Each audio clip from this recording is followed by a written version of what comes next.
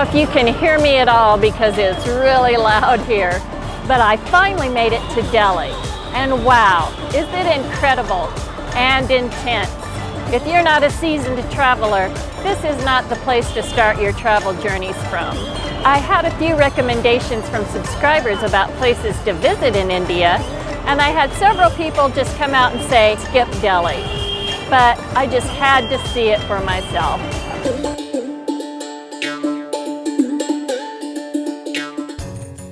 I booked myself a day tour of Delhi tomorrow, but it didn't include the Red Fort, so I decided to come here on my own today. Following several recommendations, I used the metro system to get here to the Red Fort today. I'm staying in the Paharganj area, and I only had one train change to get over to the Red Fort. The metro here was super easy, fast, and inexpensive to use. There are even both designated seats and whole cars set aside for female passengers. With 256 stations, it is the largest metro system in India. Well, when I did arrive at the stop for the Red Fort area, I got off on the wrong exit. I exited on the wrong side of the highway and I had a heck of a time finding a place where I could get across and then finding the entrance. It was a long way away. So I finally made it inside. There was no definite signs out in front of the Red Fort saying entrance or ticket booth. There were just massive police barricades put up. And finally a policeman motioned me over and directed me through this little space between the barricades, and I got inside.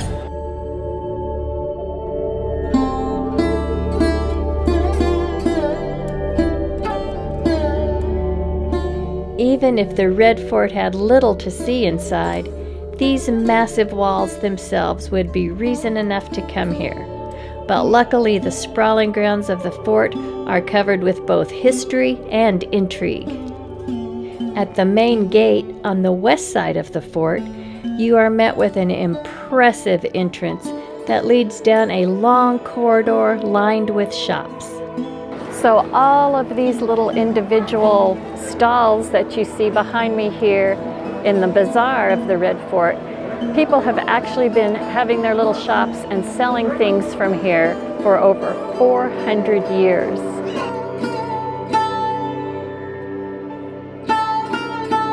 The Red Fort is the largest monument in Delhi and a major tourist attraction.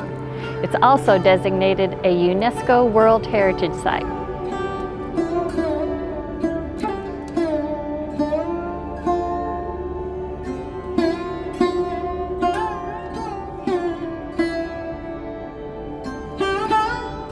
Emperor Shah Jahan is the same emperor that had the Taj Mahal built. It was in its 8th year of construction when he decided to move the capital from Agra to here and have the Red Fort built.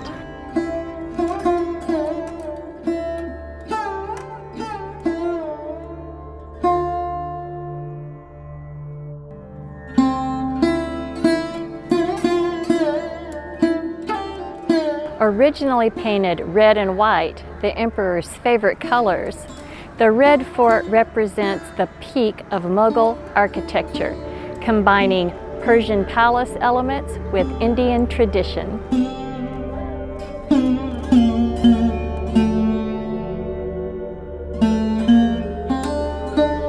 At one time, the Red Fort was surrounded by moats fed by the Yamuna River.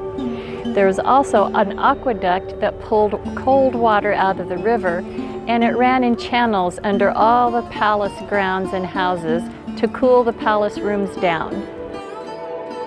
This place is truly remarkable. It is so beautiful here. And there are a lot of people here today, but it does not feel crowded at all because these grounds are so big and there are so many different structures to visit.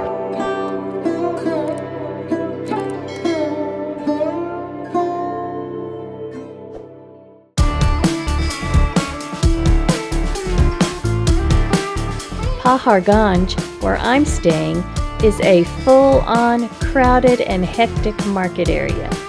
It can be a little overwhelming at times, but there are several rooftop restaurants and cafes where you can escape the chaos and watch life go by from above.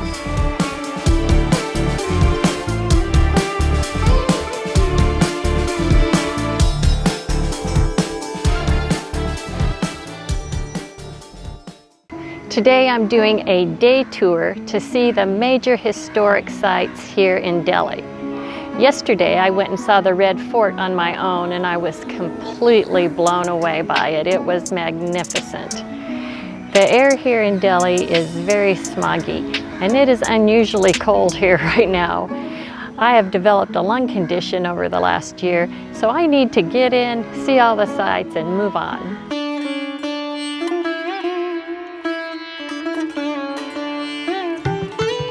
Behind me here is the Laxmi Narayan Birla Mandir temple.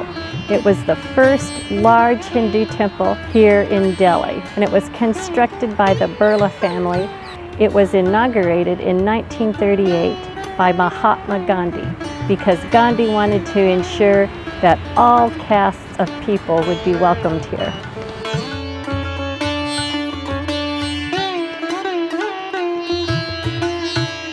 So here at the Birla Mandir, which is a Hindu temple, like all Hindu temples, there is no photography and no shoes inside the temple itself.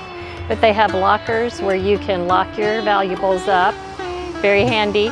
But attached to the temple when you come out is a 7.5-acre complex filled with statues, shrines, idols, and landscaped beautifully. And you can take all the pictures you want and put your shoes back on here.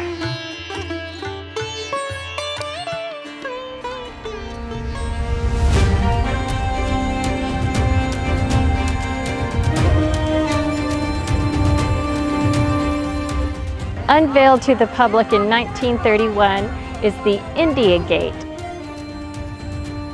This is a war memorial dedicated to the 84,000 soldiers who died between 1914 and 1921 in World War I.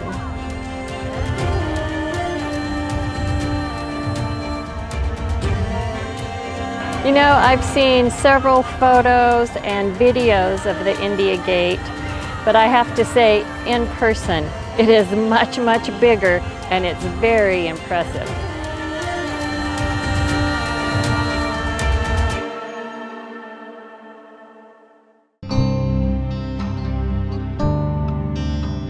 Built in the early 1400s and sitting on 90 acres is the beautiful Lodi Gardens. Much more than just gardens or a park, Lodi is an oasis in the city and showcases some amazing history. Lodi Gardens are an important archaeological site and are protected by the Archaeological Survey of India, as there are very few buildings from the Sayyid and Lodi period still standing. You can wander around the park and enjoy it as a green space, and you are also free to enter and explore its many historic buildings.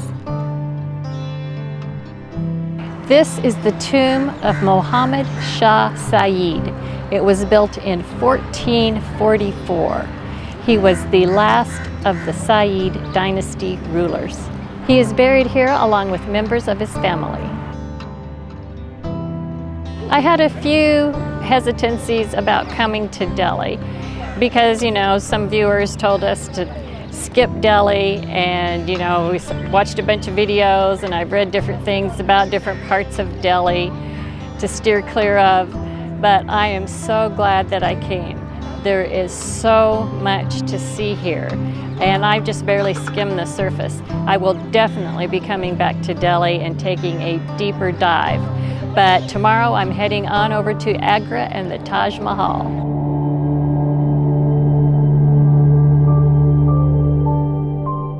The Taj Mahal is so much more than a UNESCO World Heritage Site. It is a jewel of Muslim art and architecture and is one of the most universally admired masterpieces ever built. This 42-acre complex is set on the banks of the Yamuna River. Even the entrances, which I had never even seen pictures of, were grand and very impressive. Construction of this ivory marble wonder started in 1631 and took 22 years to complete. The grounds also contain the famous symmetrical Mughal gardens. The Taj Mahal was commissioned by India's 5th Mughal Emperor Shah Jahan to house the tomb of his beloved wife Mumtaz. That's right, if you didn't already know, the Taj Mahal is a mausoleum. After his death, the emperor was laid to rest next to his wife. At the time of construction, it cost 32 million rupees, or the equivalent of 385,000 US dollars. Today, it would cost 35 billion rupees, or the equivalent of 420 million US dollars. This is one of those places that you always dream of visiting, and wow, it did not disappoint. The size of the Taj Mahal is just breathtaking, and then you get up close and you see the detail and the artistry, and you understand why this place is so admired. The beautiful marble used here allows light to pass through it, and it takes on the color of the sky and changes subtly throughout the day. The 4 minarets that surround the Taj stand over 140 feet tall, and they tilt slightly outwards. Just in case one were to ever fall, it would not land directly on the mausoleum itself. It is really hard to explain the grandness of this place, and pictures certainly do not do it justice. So if you're ever in this part of the world, make sure you take the time to go see the Taj Mahal for yourself. Here's a little hint about what's coming in my next video. I am so enjoying traveling around India. It has really captivated my heart. If you enjoyed this video, please leave a like, comment, and subscribe, because there is so much more to come from India.